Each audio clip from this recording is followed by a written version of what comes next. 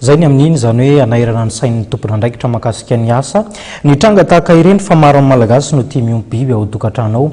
Ny tena mahazo vahana zany amin'izao dia ny fiompiana alika na ny fiompiana saka izay atao toy ny namana mihitsy zany ao tokantranao.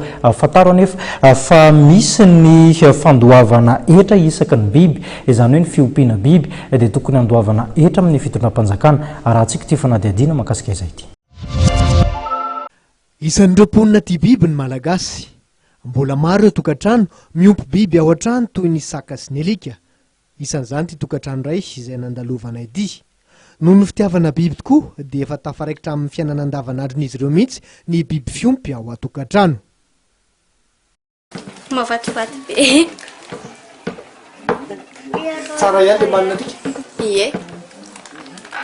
Ie.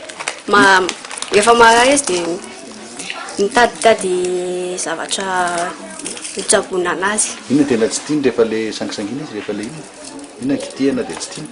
Ny any party ambaniny. Zany. Ie. Malala baiko izy. Tsy mbola malala tsara.